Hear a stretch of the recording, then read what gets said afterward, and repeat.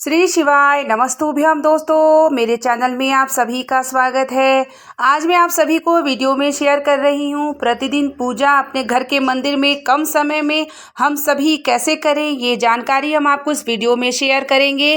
गृहस्थ जीवन में हर कार्य करते हुए हमें प्रतिदिन पूजा का समय ज़रूर निकालना चाहिए, जिससे हमारे जीवन में जो दुख भी आता है और जाने अनजाने जो पाप होते हैं वह भी समाप्त ज़रूर हो जाते हैं। तो प्रतिदिन पूजा हम कम समय में किस प्रकार से करें, इस वीडियो में जानकारी आप प्राप्त करेंगे।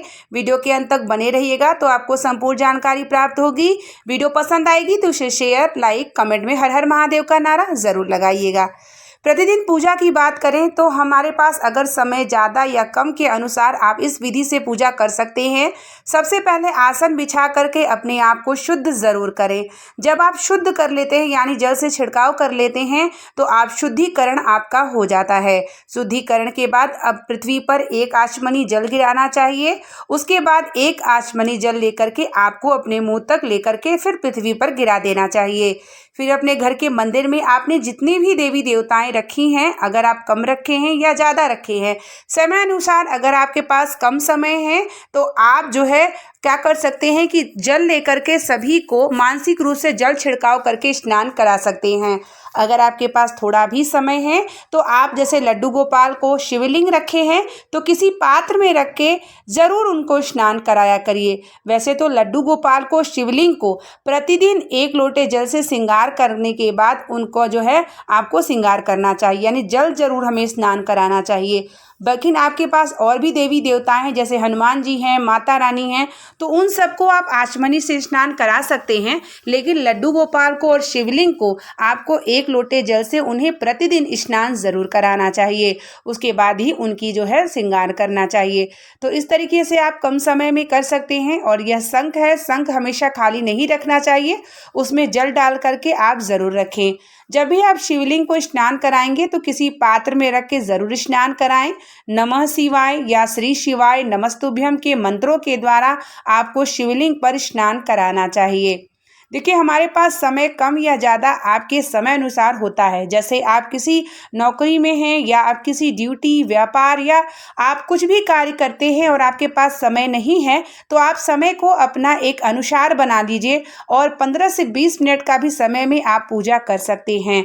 भगवान को स्नान कराने के बाद, श्रृंगार कराने के बाद, और जैसे शिवलिंग रखा है तो लड्डू गोपाल को आपको पीला चंदन, अक्षत, उनको पुष्पों से श्रृंगार, भोग से जो है उनको ग्रहण कराने के बाद, घंटी बजाने के बाद अगर आप चले जाते हैं तो आपका पूजा पूर्णतः माना जाता है। इस तरीके से आप अपने घर के मंदिर में अन्य देवी देवताओं को आचमनी से भी स्नान करा सकते हैं। जब आप भोग लगाते हैं तो भगवान के पास ज़रूर ले जा करके एक बार दिखाया करिए। उसके बाद आचमनी किया करिए। फिर दीपक का लौ भगवान की तरफ दिखाने के बाद घंटी की नाद आपको पहले बजाते रहना चाहिए। उसके बाद भगवान से प्रार्थना किया करिए कि मेरी पूजन को आप स्वीकार करिए, इस भोग को आप स्वीकार करिए। देखिए, आपके पास समय कितना है यह आपको ज्ञान होगा, लेकिन आप समय के अनुसार अगर आप अपने घर के मंदिर में सुबह और शाम पूजा के लिए समय निकालते हैं तो ये आपके 24 घंटा में आपको बल भी देता है और आप भगवान की सेवा करने का आपको 10 से 15 मिनट करने का एक मौका और सौभाग्य मिलता है। तो नियम में अपने यह शामिल करके ज़रूर रखें। जैसे बहुत सारे लोग कहते हैं कि मैं पूजा नहीं कर पाता क्योंकि मेरे पास समय नहीं है, तो आप समय का आप खुद रखिए कि आपको इतने समय से इतने समय तक आपको भगवान की सरल विधि में पूजा करना है। और कम समय में भी भगवान की आप पूजन, श्रृंगार, भोग करके अगर आप अपने कार्य को लिए निकलते हैं तो यकीन मानिए आपका कार्य भी अच्छा होता है। और आप दिन भर कोई भी झूठ या कहीं भी बैठ के कुछ बोलते हैं ना, तो आप भगवान की सेवा और अपनी 24 घंटे में इतना समय जब देते हैं तो आपकी कहीं ना कहीं वह पाप भी समाप्त होते हैं।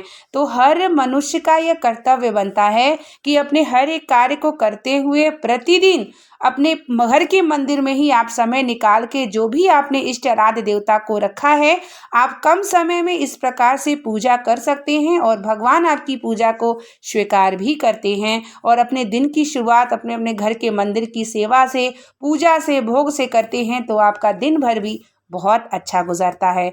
तो इस तरीके से आप कम समय में अपने घर के मंदिर में पूजा ज़रूर नियम बनाइए और शाम के समय भी दीपदान अपने घर के मंदिर में मुख्य द्वार पे ज़रूर बनाइए।